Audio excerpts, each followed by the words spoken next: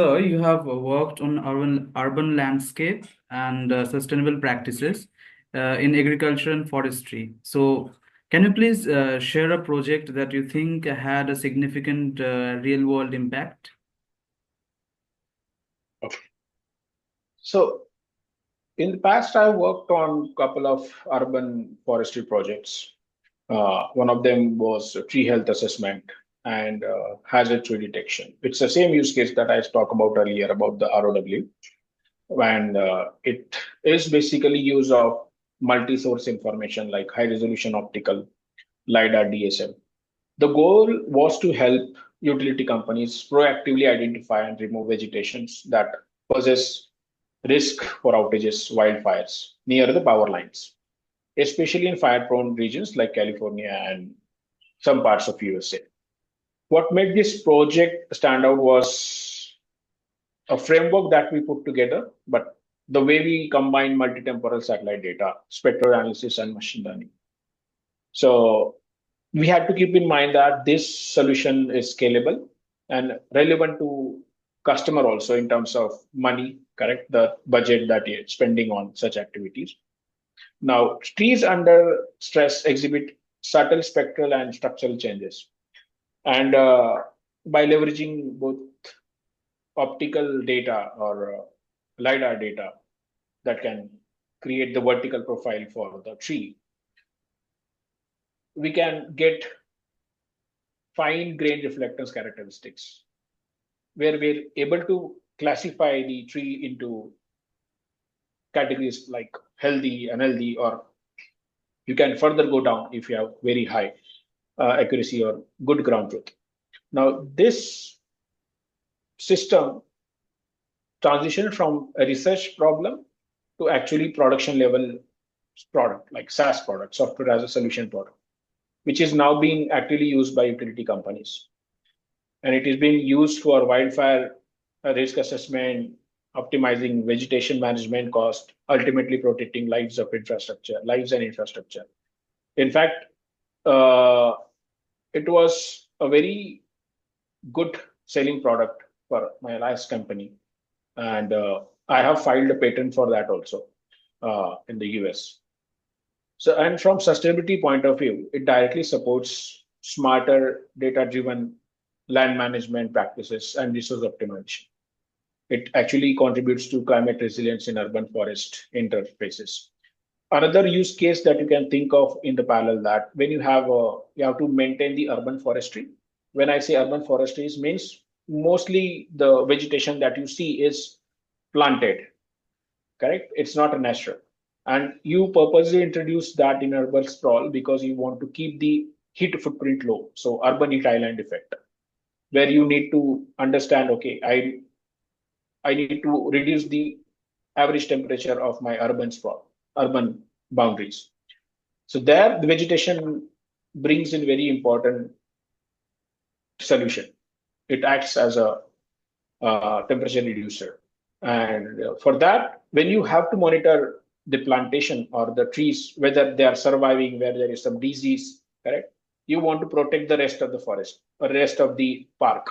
When you see that, okay, 5 trees are infected, and it is highly likely that all the uh, urban forest is going to affect. Then you take early measure, you cut down, and then you plan accordingly. This is something that I would say I've done in urban ecosystem, but there are many other solutions. You name it. With thermal sensor, you can map the urban heat islands, and you can also check which industry or which manufacturing facilities operating over the night. Correct. Some facilities, despite having limited time, they operate off hours.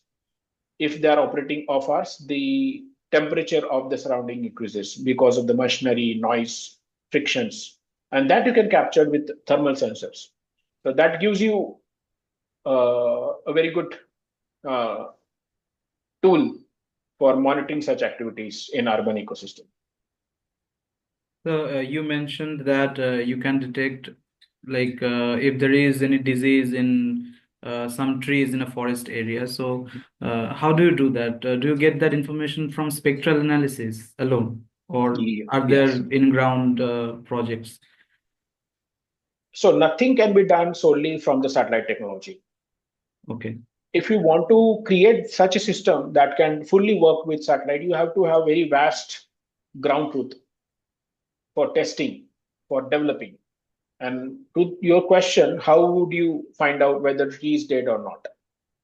Correct. So you can do that using a structural analysis. So let's say you have a healthy tree and it has green leaves. It has so you can see that the canopy is fully dense. But when the tree is dying, you can see that leaves are falling and you left with only skeleton. That is structural change. You can detect that with high resolution image, like 5 centimeter or 10 centimeter, maybe 30 centimeter satellite images. Other way of doing it is take the spectral signature, get some indices, vegetation indices, and then with the ground truth, you develop certain algorithm that detects that dip in NDVI. But there are many factors to it. When the tree becomes dead, or when the tree is not affected by any, let's say, bugs or disease, it can still show some signs of unhealthiness. That may be because of the life cycle of the tree, correct? The leaf off season, or maybe a very low water on the root, correct? So there is not a one reason. So finding out, first task was to get the signature of unhealthiness. That itself is a very tough problem. But when you want to associate that unhealthiness to the cause, that is difficult. But no, nothing can be developed solely from the satellite images. To develop such algorithms, you need a very good and diverse representative ground truths. So, I have learned that in exoplanet research, they determine the contents of the exoplanet atmosphere using spectroscopy. So, are there Mhm. similar principles in action when we are analyzing, the light coming from these trees and then categorizing these trees as healthy or unhealthy? Of, of course, technology remains the same. The Okay. basic idea remains the same, target changes. Let's Okay. say there you are studying the nitrogen, the presence of nitrogen, oxygen, or any other gas. That basically, everything depends on what is absorbed and what is transmitted. That's all. So there is a particular characteristic which is called a spectral reflectance curve for every target, every object. You have that in your library from the ground, and then you are looking for similar signature in the space. The same goes with the trees also. Okay. So the basic fundamentals is always the same. So now I think this question becomes very relevant that, like what are the current limitations of the current satellite technologies, and how are scientists working to, bypass these limitations, or to, you know, do what they do, like solve, use problem solving to bypass such limitations. So what kind of limitations are current satellite technologies facing right now? If you compare what was there 20 years back and what is today, there is a tremendous growth in the Earth observation. So everyone is trying to bridge the gap in the data. And I can say that right now that gap is very small.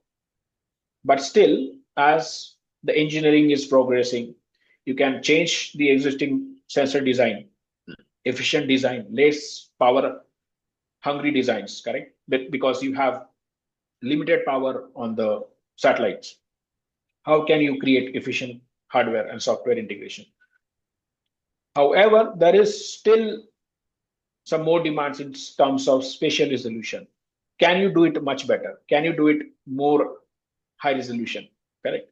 That will never going to be uh, get away. Like it's ongoing process. That means improving the spatial resolution, Then improving the temporal resolution, how quickly you can revisit a particular point on the Earth. Correct. So while commercial satellites now offer sub-meter resolution, high resolution imagery often comes at high cost, then limited revisit time, especially when larger area need to be monitored frequently. The temporal resolution is another challenge. Satellites like Sentinel-2, Landsat have revisit cycles between 5 to 15 days or 16 days, which might not be fast enough for rapid onset events like flash floods, wildfire. Correct? Cloud covers in optical, especially in the tropics, can further reduce usability of the observations. Even if you capture the data due to cloud, you cannot use it. Correct? While in SAR systems, even if they can see through cloud at night, interpreting radar image backscatting is still a very complex science. It requires a careful pre-processing, expert knowledge, which can be bottleneck sometimes for wider adoption. Now, data from hyperspectral or thermal sensor is still relatively sparse on the global scale. LiDAR, which while reaching 3D details, is not yet available from many spaceborne platforms, limiting its accessibility beyond airborne or UAV campaigns. So you can create a local solution with LiDAR, city level solution, correct? But you cannot go beyond that because there is no spaceborne sensor in this realm. So to overcome these, researchers and geospatial community are tuning to multi-source data fusion. So these data will never going to be always something that a single data source can give you the entire picture or solution. So right now people are working on multi-source fusion, combining different sources, optical, SAR, LiDAR, even some crowdsourced data to fill the gaps. AI and deep learning are also helping generate synthetic data, like super resolving the existing low resolution data, improve the cloud gap with interpolations. And platforms like Google Earth Engine, AWS, ESS, EO browser are making massive archive of such accessible data sources, which you can access and process at scale. So computing power is not the limitation as of now. So additionally, upcoming satellites missions like NISAR, biomass, and hyperspectral constellations like Pixels are designed to bridge the current data gaps. So what I'll say is, while these challenges remain, the combination of new mission, smarter algorithms, and collaborative tools is helping us turn these limitations into opportunities. So this is evolving field, but whatever we have right now is good enough to create solution for many of problem statement. And with data science and advanced GPT models and all, this is something that has been promising. Well, So, currently, are there any emerging technologies or satellite missions, upcoming satellite missions that excite you? Like, yeah, I'm very curious. Yeah, I am very curious about NISAR mission, which is NASA ISRO collaborations set to be launched maybe in the mid of 2025. I think it's somewhere March. It's already past the deadline, but it should be launched this year. It is the first radar mission of its kind with the dual frequency L band and S band, offering unprecedented insight to the surface deformation, vegetation structure, ice dynamics, and disaster monitoring. So, and the data is going to be free for everyone to use. Then there is another satellite called Allosphere, which is already launched. It's a major advancement with an upgraded N band sensor, especially useful for forestry monitoring, infrastructure application. And there are some commercial uh, data providers like Synspective's StickX series are making SAR more accessible for urban and disaster analysis. In hyperspectral RAM, Pixel is something that is very promising, which is Indian-made startup in Bangalore, but the company resides in California. And companies in optical domain, optical remote sensing, are constantly creating advancement for the sensors, and commercial constellation like Maxar's, Worldview, Legion, Planets, Pelican, Black Sky's rapid revisit satellites are transforming real-time monitoring. Pleiades is one of such sensor. Then there is a startup called Albedo in Canada. They're promising a space-borne sensor at 10 centimeter resolution. Correct. Then there comes LiDAR. So missions like NASA's JEDI on international states, ISS, have already evolutionized 3D forest structure understanding. So there are some promising satellites from both the commercial space and from the space agency's perspective. The data will be going to be free. And now there is a urge of, or I would say necessity of creating onboard processing on the satellites, which is called edge computing, where let's say you have to respond very quickly for certain event on the Earth. You cannot rely on data capture process after capturing data downgrade, data pre-processing. That takes the latency, correct? It takes 2 to 3 days to do that process. In real-time application where the latency should be very close to zero, now startups are coming into this space of edge computing where the analytics itself will be run on satellite and only the results are downlinked in real time. So these are couple of advancements that I see happening in the future. So you mentioned that this data reception from these satellites take about 2 to 3 days, right? So recently, I have heard of a breakthrough that NASA used lasers to beam back a video to a ground-based station. So this technology is going to increase the data speed. Have you heard of that, or uh, do you think that this technology is going to help us in any way? Yeah, the downlink speed is not the issue. Okay. The issue is that the entire chain, that means capturing the data, storing on the satellite, then downlink. After downlink also, you have to check for data flags, quality flags before giving it to the customer or before releasing it online, correct? So that process itself takes some time. So the downlink is just one of the aspect. How you can save the time in downlink. Let's say the data downlink for one scene, maybe it takes 1 hour. How can you reduce it to 10 minutes, 5 minutes? That is where these laser technologies are coming up. But once the data is received at the base station, we still have to check for quality flags, whether the data is correct, do some pre-processing and then deliver it, correct? Now, what I'm saying is, can you bypass entire chain? Do everything on board and only downlink results, which is just some MB file, correct? Rather than GB file, just MB file. Okay. So that's how people are thinking or startups are actually looking at edge computing. So the data needs to be processed, in ground stations. So, there are citizen science programs that, make these data public, and volunteer people who volunteer for these citizen science program, they do the data sorting and all that. Like I have personally volunteered for analyzing and uh, classifying the data from NASA's TESS mission. So it is designed to find eclipse binary star systems in our galaxy. So do you think that this kind of citizen science programs help a lot, to process these kind of data?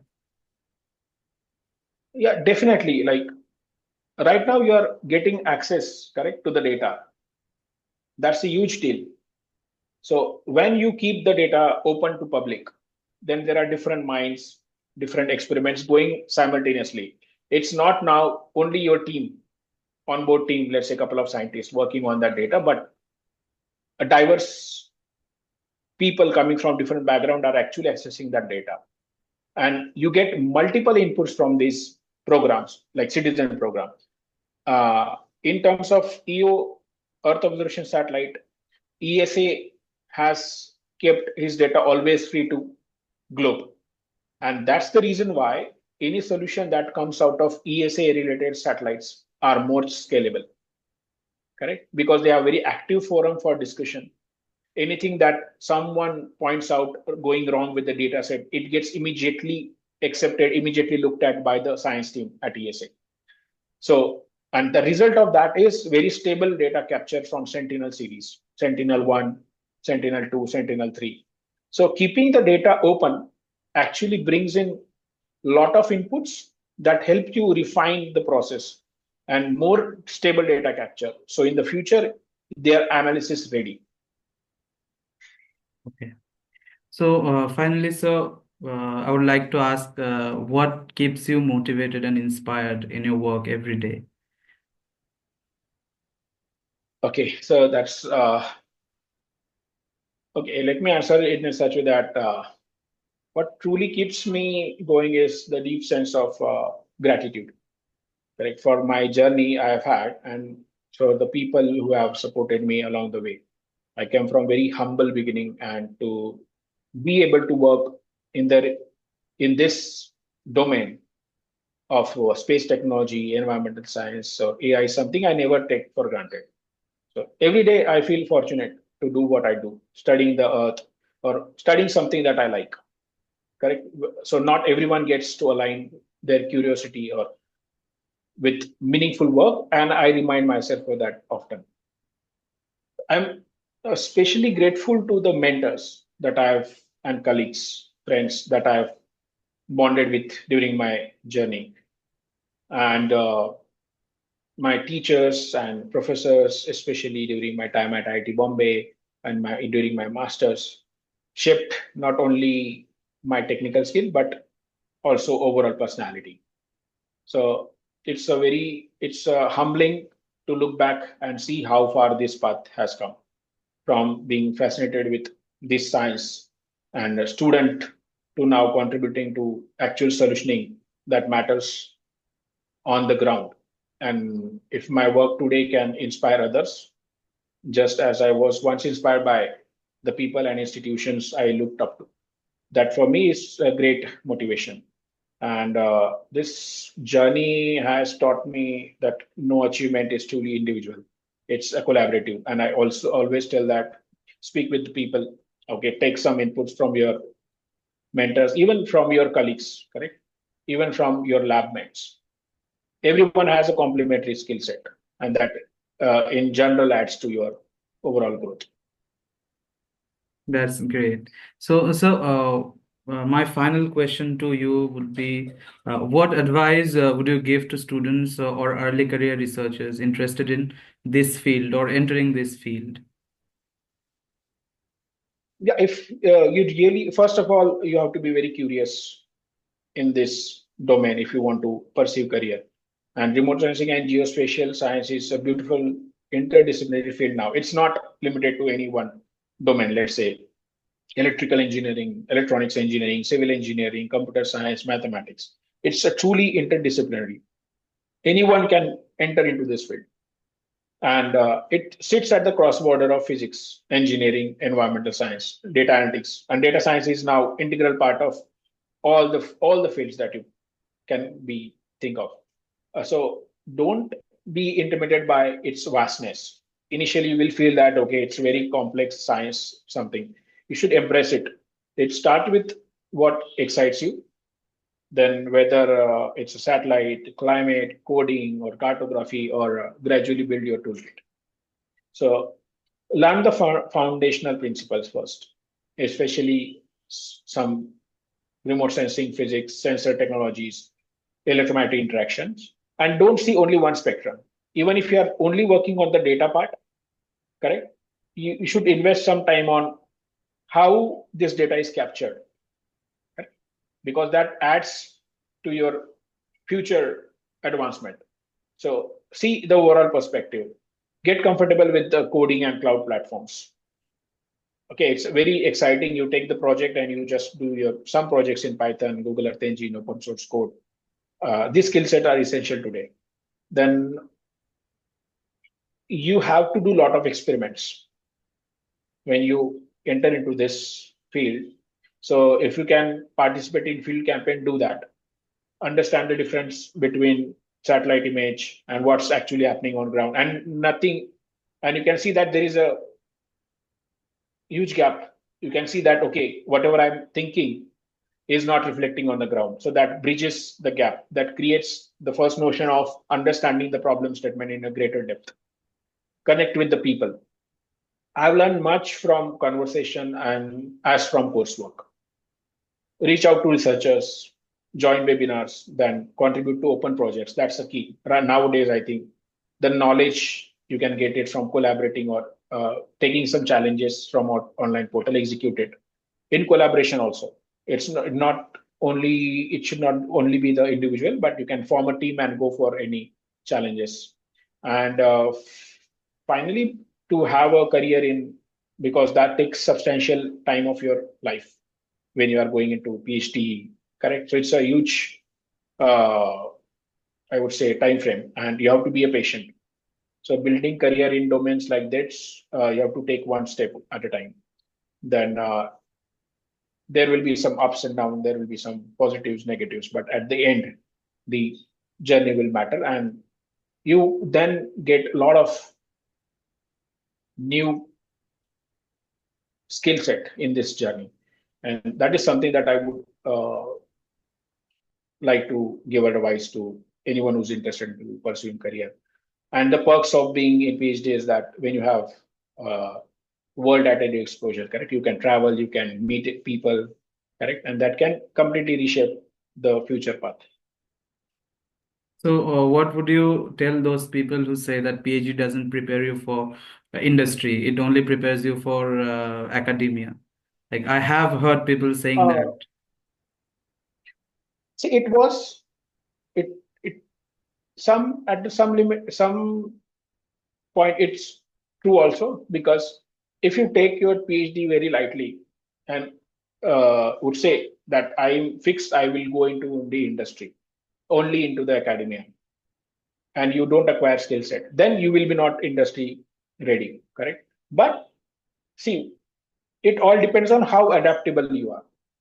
Even if you do entire career in industry, in the academia, based on your skill set, you can switch into industry because you know all the basics, all the details, depth knowledge of that particular problem statement. It's just that you have to translate according to the industry.